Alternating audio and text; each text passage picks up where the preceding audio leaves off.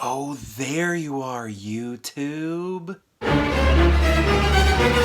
It is day 4 of Oscar week, which means we are now into the 1960s when it comes to ranking the physical media cover art for Best Picture winners. That's right, the 1960s is what we are looking at. That is what we are ranking those Best Picture winners at the Oscars. I keep saying physical media. I might as well just say DVD. All of these movies today will be DVDs. Before we get into our analysis of the cover art for each film, I want to show you the Best Picture winners in chronological order. So let's get to looking at them. And the first Best Picture winner in the 1960s was The Apartment in 1960. 1961, West Side Story, apologies for my shadow. 1962, Lawrence of Arabia. 1963, Tom Jones. 1964, My Fair Lady. 1965, The Sound of Music. Everybody knows that one, right?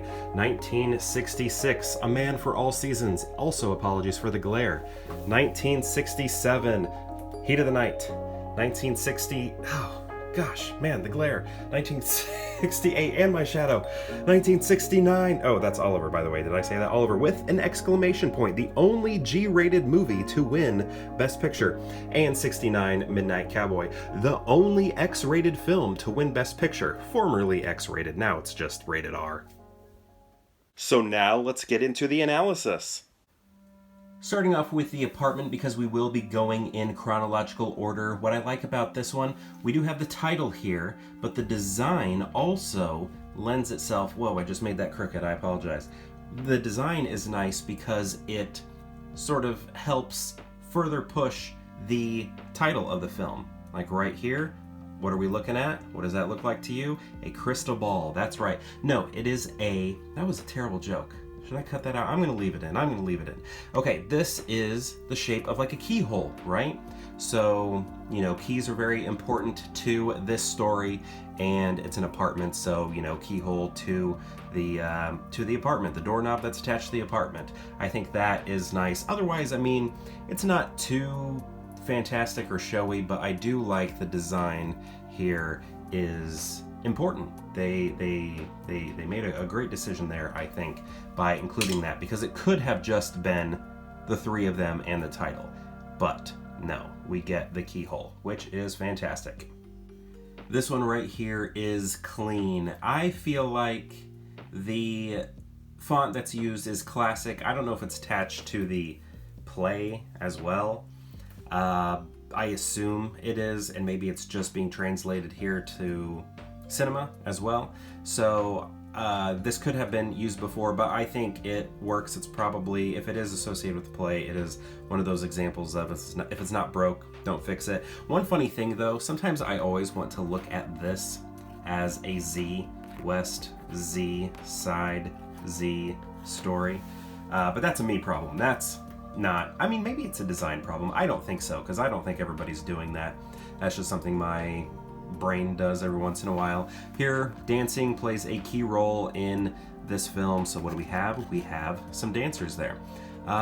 You know, given a lot of room to breathe. You know, we are seeing other text here as well, promoting its achievements with the Academy. A quote here from the New York Times, a cinema masterpiece, and then letting you know that it is a collector's set. But otherwise, we are given a lot of breathing room here, and I absolutely love how simple this one is. Lawrence of Arabia. This one I like quite a bit. We have a portrait here of our lead character, and it's a great portrait. It goes well with the background, sort of bleeds into the action scene that we're seeing down here. We have this person standing in silhouette with the knife. I think this is well organized. I really like that, you know, triangle composition that we're getting. Just makes everything feel very stable, and it's mimicked here with this figure and the large A that we are seeing here. You know, you can find that triangle in a lot of places, upside down right there. And I don't know, I think the colors are great. This is one of my favorite, I would say. Not to give my ranking away, and maybe I'm not, I don't know, who knows after I analyze all of these. We have, you can see this, let me try and get a close-up. I'm not sure if this is going to happen or not, but there we go. This is cloth. Do you see that? So that is nice. What is that? Is that a pencil mark? Oh man, I need to see if I can clean that up. But I love that about this as well. There's the spine. Love the spine as well. But yeah, this one here I think is pretty fantastic in its design. The composition works, the use of color works, everything looks cohesive as if it belongs together. It's not some sort of terrible photo montage that looks like it was photoshopped, last minute or something like that. This looks cohesive, and it's I think a very strong piece of cover art. Where I talked about a cohesive quality in the previous one, I don't think this one shares it so much. We're still getting, portrait of lead character, but the background here doesn't quite fit in as well. To me, this looks very, Photoshop style. I don't know, it doesn't all quite work together. All the colors are, pretty saturated, I guess, equally, but it just doesn't quite do anything interesting for me. Just the character, just the background, nothing special to it at all. We're not getting, any sort of character bleeding into the background, which was, kind of nice with the previous one, where everything was sort of bleeding in to one another, making everything feel very cohesive. This is just foreground, background, and boring. And this, looks too crisp and pasted on, and I don't like that. So, not necessarily a winner. If you have watched my rankings from the previous decades, you know that I love an illustrated piece of cover art for DVD or Blu-ray, and that's what we're getting here, and I think it is fantastic. A lot of linear quality here, few colors happening, bold lines that have a sketchiness to them, and I just feel like it's very personable. You can see the hand of the artist, very much so. I like the dominance of pink happening here. I think the title works well up here in the upper left corner. Our main characters appear as larger figures, and then secondary as smaller, and then you have even smaller over here. So I like the shift that we're seeing in scale with the different characters, and we have an understanding of scale and proportion and things like that. So we don't think she's some giant. Audrey Hepburn's not some giant here trying to stomp on all these people. We understand what's going on, and I'm just I'm a fan. I think this is a fantastic piece here. And now The Sound of Music, very popular film.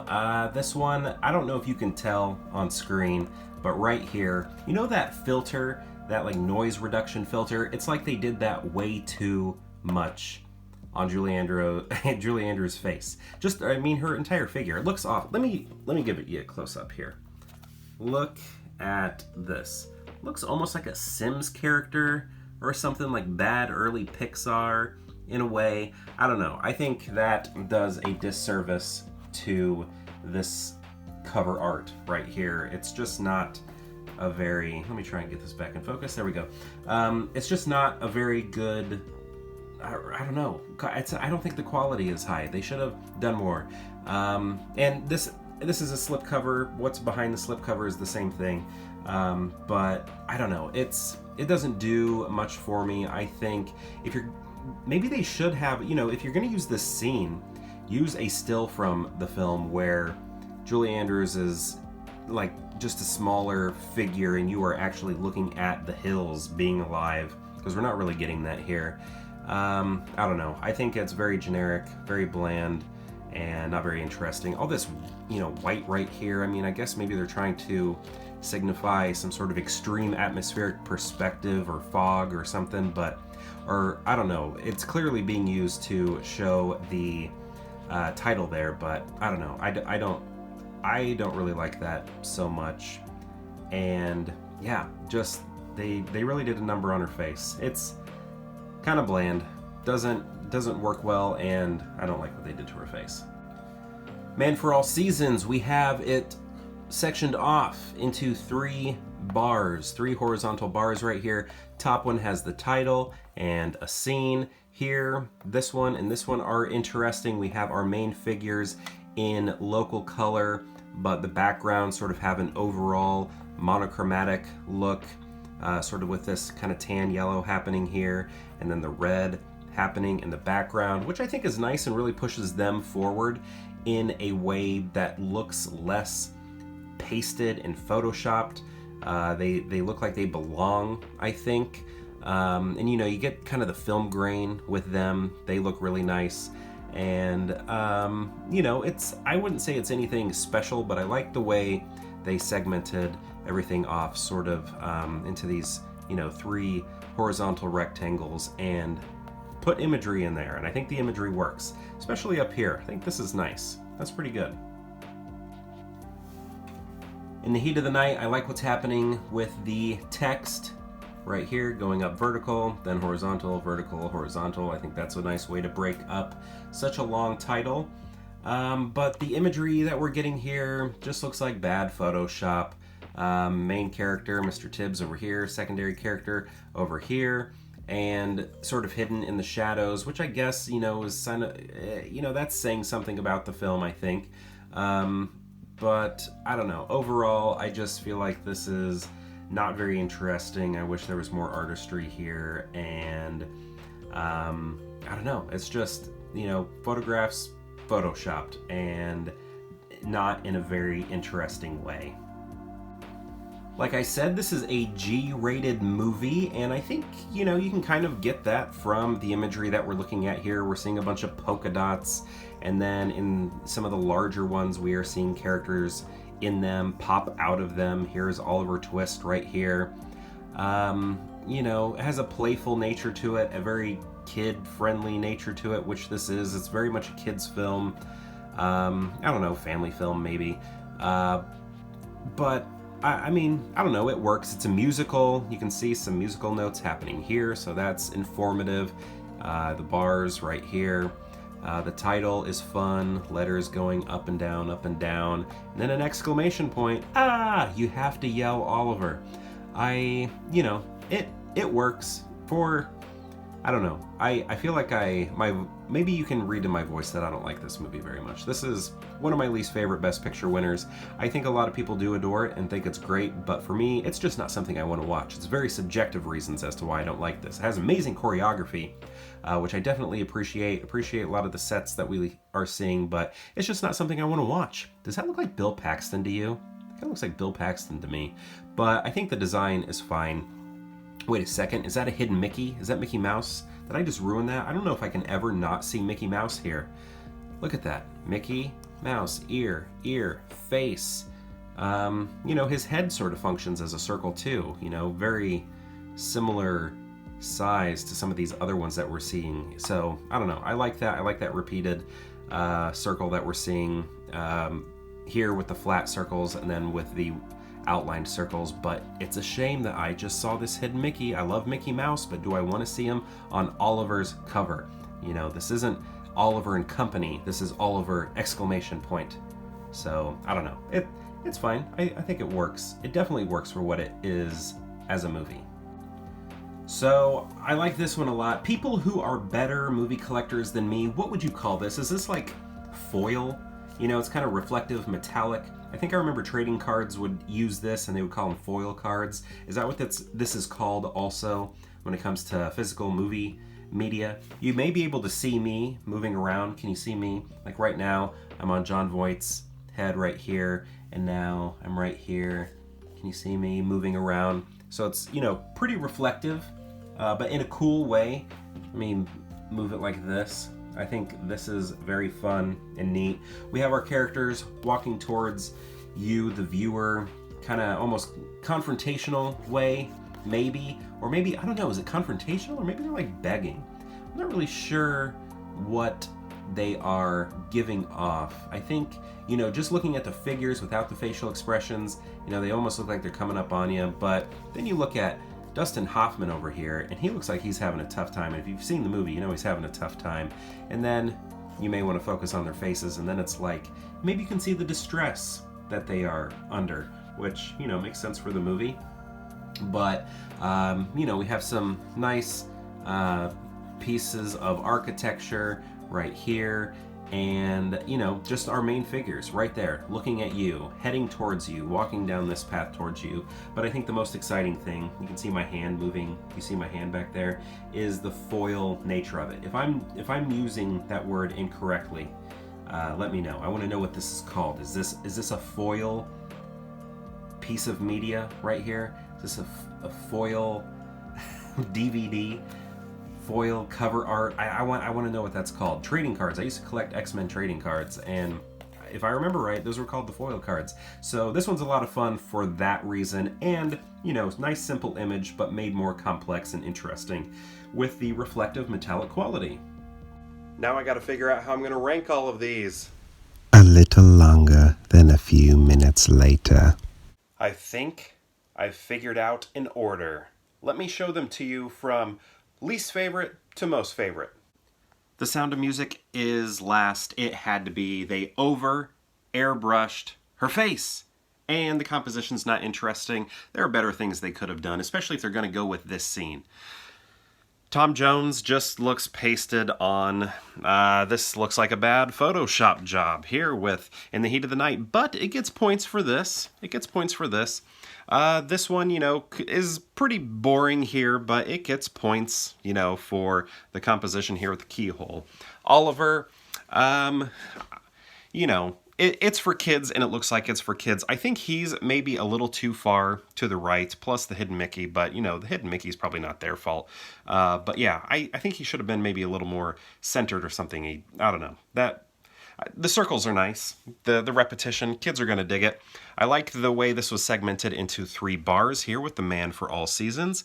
And I like the monochromatic backgrounds that we're getting right here and here. I think that is nice. West Side Story, extremely clean right there.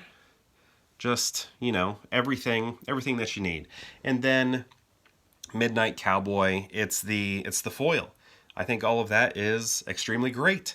And, you know, I like their positioning. Maybe sort of boring, but it's okay. And then we have Lawrence of Arabia. Oh, man, I think this one's great. You know, there was a time when I thought this was going to be first.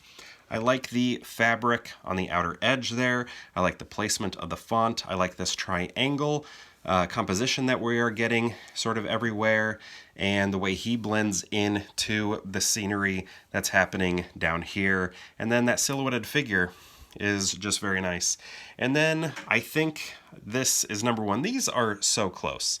These two are so close. But I think I'm going to go ahead and pick this one because it is illustrated. That is just pretty great to me. A variety of styles. We have figures that are filled in some areas, some that aren't. I like all of the pink that we are seeing. Some very sketchy areas here. I just like blocked all of that. But if you look at the... Man, I am doing so bad here. So bad. Okay, so her nose right there looks pencil sketched. I don't know. I think it's good. I like the illustrative quality to it. And there they are all together in my order of preference based on their cover art, starting with My Fair Lady and ending with The Sound of Music. So that was the 1960s. Are there any movie collectors out there, much better movie collectors out there than me, that know about better editions of these films with better cover art? Because I would like to eventually upgrade if I ever come into money or anything like that. Steelbooks, special editions, just anything that has cooler covers than this one, especially. This one's pretty terrible. Yeah, if you have any that you would recommend, I'd love to know. Put them down in the comments. And I don't know, how would you rank these? Based on, you know, the ones that I have here, how would you rank them? I'm curious about that as well. But otherwise, thank you so much for watching, and perhaps I'll see you tomorrow for more Pure Hangout.